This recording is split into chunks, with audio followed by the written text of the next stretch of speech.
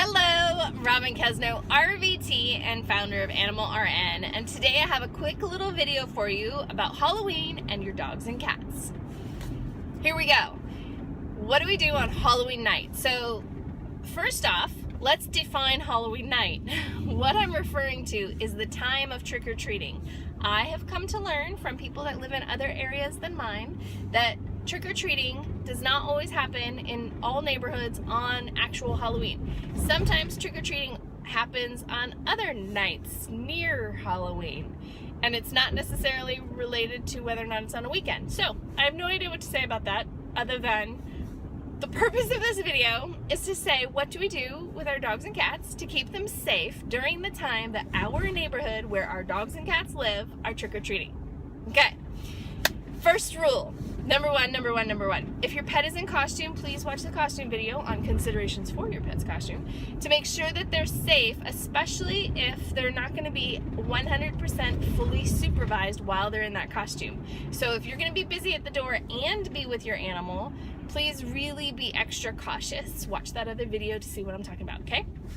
All right, so there's the first thing, is make sure our costumed animals are supervised. Number two, if your pet is going to be in the house, in the main area of the home, and you're going to be opening and closing the door, either because you have a party coming in or because you have trick-or-treat happening, please keep your pets on a leash, and this includes cats. If you're gonna have them involved in the festivities, please put them on a leash if your intention is that they stay inside, or if they're wearing a costume. If they're not wearing a costume and they're normally outside, that's a whole nother discussion. We can have that another time. But we want to make sure that our animals that are used to being indoors only stay indoors only. And sometimes the excitement at the door or the enthusiasm of a kid in a costume that he's really proud of can be too much for an animal, and then with the coming and going and the ringing of the bell or the knocking, that's kind of a lot, and your animal who might have never had a problem with it their whole life may all of a sudden have a problem with it.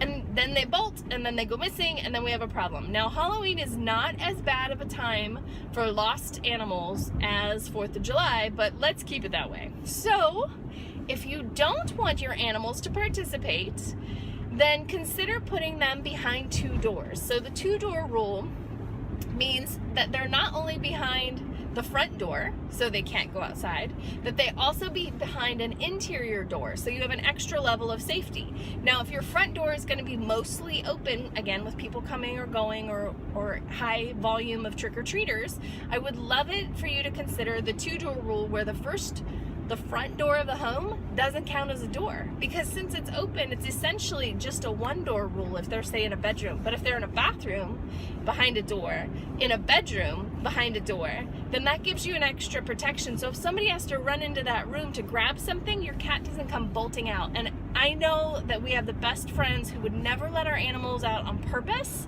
that aren't supposed to be let out.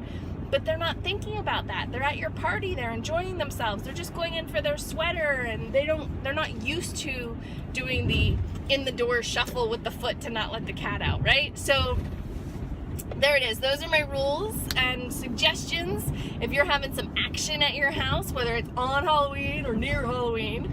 Number one, consider that any costume pets be kept inside, and if whether or not they're costumed, that we pay attention to how well they're supervised based on that costume. See the other video.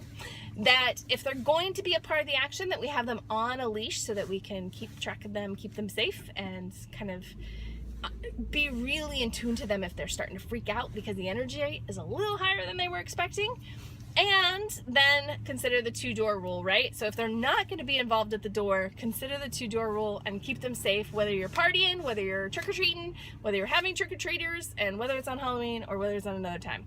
There you go. I'm done babbling. I hope you have a fantastic Halloween night. I hope you be safe and get lots and lots of candy and only the tricks that you want. Have a great night. Bye-bye.